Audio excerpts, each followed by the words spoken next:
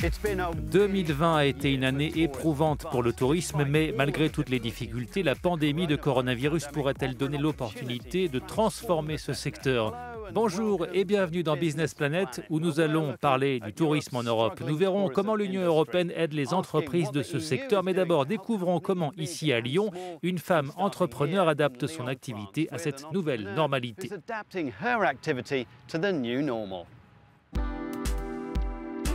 Depuis 20 ans, Anne Prost propose des visites personnalisées de Lyon et de ses hauts lieux gastronomiques. Ce jour-là, elle accompagne un groupe d'étudiants. Son entreprise, qui se concentre sur la clientèle professionnelle, était en plein essor avant la pandémie. À présent, elle lutte pour sa survie au prix de décisions difficiles. Il a fallu malheureusement licencier les stagiaires que j'avais. Ensuite, il a fallu rassurer les clients qui m'avaient déjà payé pour leur dire que j'allais les rembourser ou que j'allais mettre de côté l'argent pour la prestation suivante. Et puis ensuite, il a fallu appeler mes clients pour leur dire « je suis encore là, dès qu'on sera sorti de cette période-là, je pourrai vous proposer une nouvelle prestation encore plus incroyable ». Qu'avez-vous fait pour adapter votre business model à ce contexte de pandémie ? C'est rassurer les gens, leur expliquer qu'en extérieur, ils seront en toute sécurité, les emmener dans des lieux où ils seront peu nombreux, donc on est sur du petit groupe, quitte à faire plusieurs petits groupes. J'ai toute une équipe de guides qui travaille pour moi, donc on s'adapte. C'est l'adaptation et rassurer les gens. Le secteur du tourisme, qui représente pas moins de 10% du PIB de l'Union européenne, est très durement touché. Les services touristiques ont plongé de 75% entre février et juin en termes de chiffre d'affaires. Pour sauver des millions d'emplois, la Commission européenne a assoupli les règles en matière d'aide d'État et mobilisé ses programmes et ses fonds de soutien aux entreprises. À long terme, elle prévoit d'utiliser le nouveau fonds de relance de 750 milliards d'euros pour promouvoir le tourisme durable.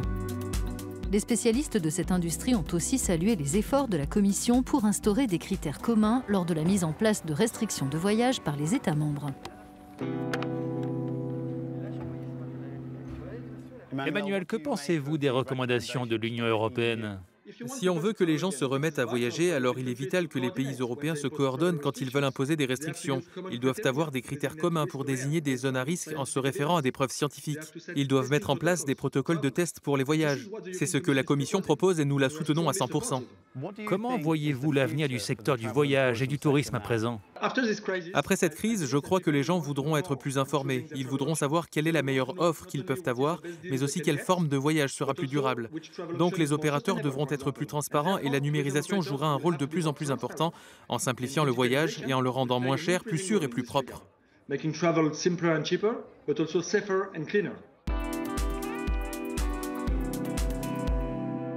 Anne, depuis la fin du confinement, voyez-vous revenir la clientèle internationale ? Alors au début, ça a été très compliqué. Les étudiants étrangers ont pu rentrer et venir s'installer à Lyon puisqu'ils étudient dans des écoles françaises alors qu'ils viennent du monde entier. Après, ça a été plus compliqué pour les entreprises. Ils ont beaucoup eu de refus de visa. Mais j'ai quelques réservations qui sont en train de se confirmer, donc je reste très positive. C'est la fin de ce Business Planet. Pour plus d'informations sur le soutien européen au secteur du tourisme, rendez-vous sur euronews.com/businessplanet. Merci de votre attention.